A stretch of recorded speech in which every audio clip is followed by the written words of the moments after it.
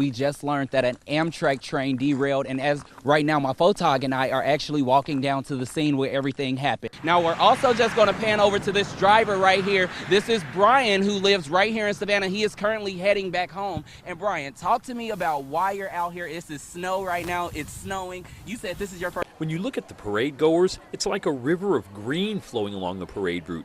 But on closer examination, you can see people who are clearly not embracing the color of the day. That's when the Pinch Patrol moves in.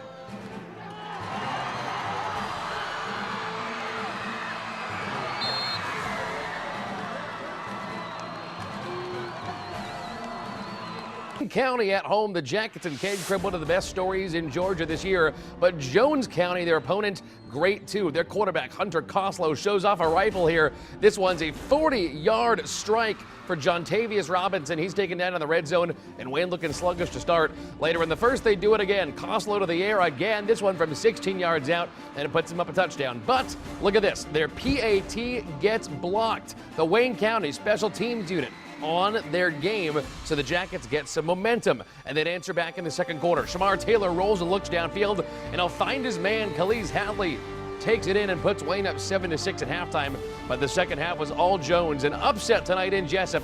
Wayne falls 26-21, but they'd win the award for Best Program Turnaround of 2017. Also out of that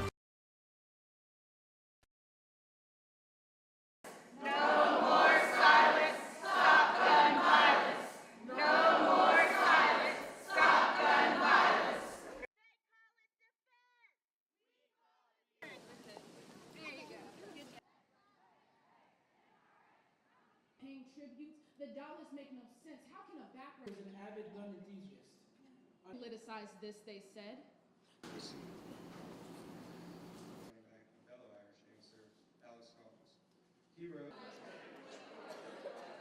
he's returning to play for Miami. He wouldn't stop talking about it. You define because mass shootings have become. Hey, NRA, how many background check systems? This victory is such.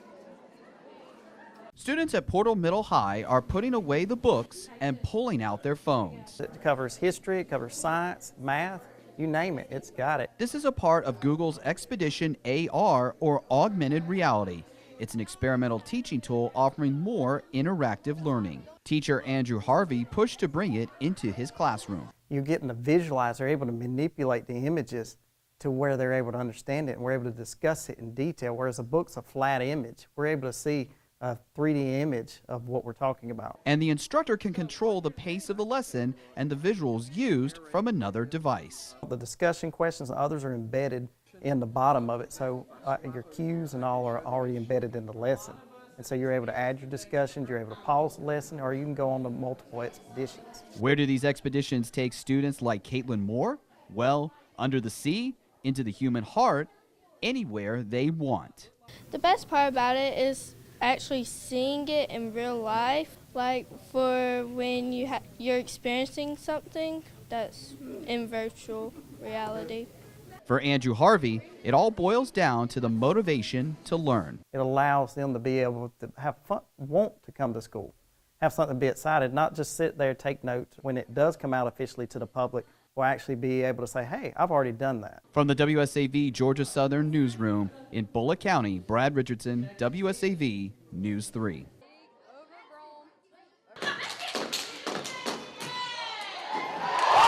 Step Africa, a step dancing group, is bringing the sounds of African culture to the Eagle Nation stage. Georgia Southern's Multicultural Affairs Director, Takesha Brown, says campus leaders wanted the students and the community to see these African cultures and understand how they transition to modern day. As a department, we were just kind of brainstorming about some different things that we wanted to do this year. So having an entertaining yet educational way to learn and explore the culture through dancing and storytelling, we felt would be really cool for our community and our students to take part in. That's where Step Africa steps in.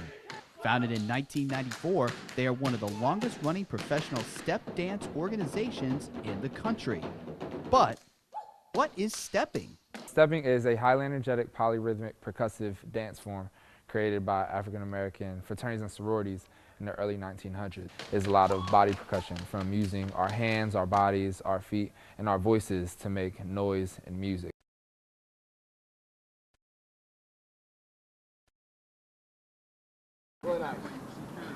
When he's not protecting the city of Statesboro, Police Chief Mike Broadhead is teaching kids a few life lessons on the baseball field. Well, it's really hard being a teenager nowadays, and when you're 13, 14 years old, there's just a lot of, start to get a lot of social pressures. To help kids deal with those pressures, Broadhead and his officers formed a Little League team. They're called the Statesboro Arrows. We just want to make sure that these kids have a healthy outlet, that they can get together and learn some of the things that you can really only learn from baseball, and that you certainly can learn from a team environment.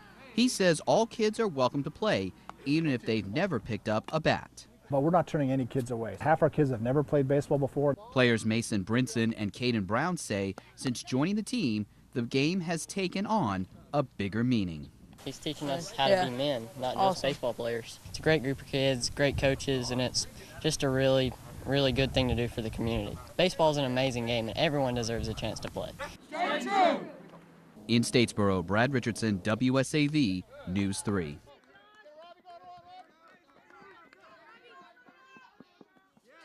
A man, a son, a ranger who lived in our community to defend the freedoms that you and I enjoy. That's how many vets remember Staff Sergeant Anthony Davis of Savannah. But his mother Ellen remembers him as Cookie. Just an outright great American boy.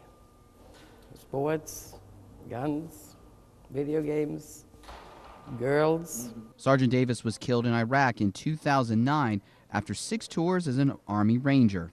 Shortly after, Daniel Defense, a maker of guns and ammo, honored him in a special way. We actually dedicated our flag at our other location to Cookie Davis 9 years ago. And after opening their new facility off I-16 in Bryan County, they wanted to keep his memory alive. Friday, alongside soldiers, veterans, and state troopers, they raised and rededicated the new flag in Davis's honor. And as fate would have it, on a meaningful day for the family, his mother was telling us that it was 9 years ago today that she learned of his death. A waving flag bringing tears of joy to Davis's face, knowing her son will not be forgotten. It means a lot to me because after 9 years, that still people think about him and remember him. He gave the ultimate sacrifice, and we so much appreciate his sacrifice.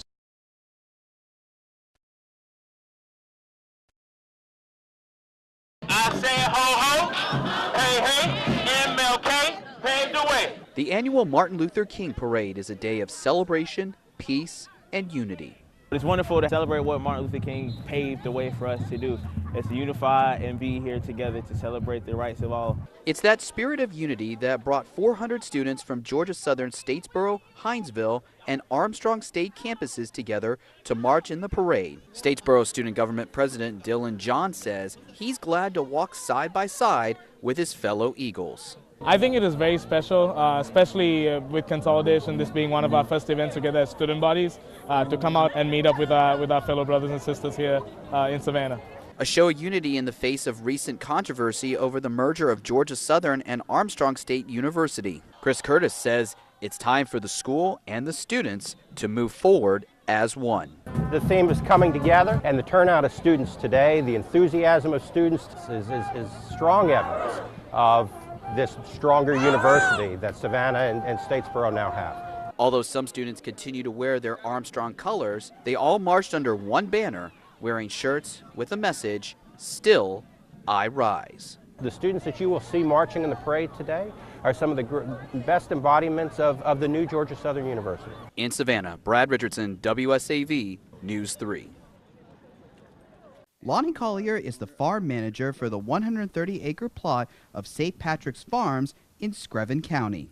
Their specialty, blueberries. And he knows the signs of damaging cold weather. The burnt leaves. The leaves will be burnt on the tip and it'll turn brown. Also, the limbs that is fresh, they'll turn brown and die. The seeds will turn black in the fruit. He says the farm's already taken a big hit from the changing spring weather. Probably, off the top of my head, I'd say 5 to 10% is already damaged.